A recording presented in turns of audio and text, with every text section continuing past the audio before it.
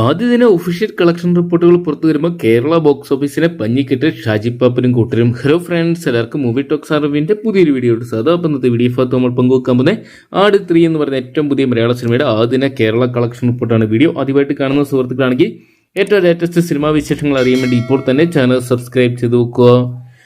ഷാജി പാപ്പന്റെ മൂന്നാം വരവിനായിട്ട് സിനിമാ പ്രേമികൾ വളരെ പ്രതീക്ഷയോടെ കാത്തിരിക്കുന്നു. ഏകദേശം 8 വർഷങ്ങൾക്ക് ശേഷമാണ് രണ്ടാം ഭാഗത്തിന് ശേഷം മൂന്നാം ഭാഗം തിയേറ്ററിലോട്ട് എത്തുന്നത്.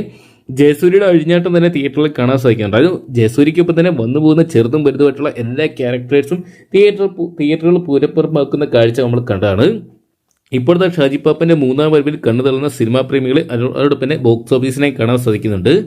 ആദ്യ ഭാഗങ്ങൾ അണിയിച്ചൊരുക്കിയ മിഥുൻ മനോഹർ തോമസ് തന്നെയാണ് മൂന്നാം ഭാഗവും അണിയിച്ചൊരുക്കിയിരിക്കുന്നത്.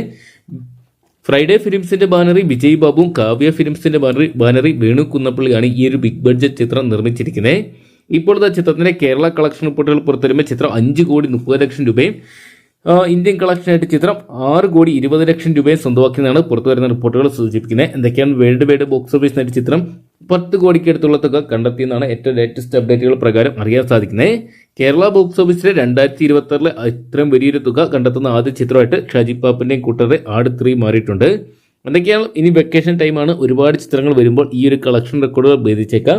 എങ്കിലും തണുത്ത് മരവിച്ച് ഉറങ്ങിക്കിടന്ന തിയേറ്ററുകളെ ഫുൾ ആഘോഷ തിമിർപ്പിലേക്ക് കൊണ്ടുവരാൻ ഷാജി പാപ്പനാണ് സാധിച്ചിരിക്കുന്നത്. എന്തൊക്കെയാണ് ചിത്രം വീക്കെൻഡിൽ ഇതിലും വലിയൊരു കളക്ഷൻ തന്നെ സ്വന്തമാക്കുന്നതാണ് പ്രതീക്ഷിക്കുന്നത്. കേരള കളക്ഷനാണ് നിലവിൽ ഏറ്റവും കൂടുതൽ ഹൈലൈറ്റഡ് ആയിട്ട് പോകുന്നത്.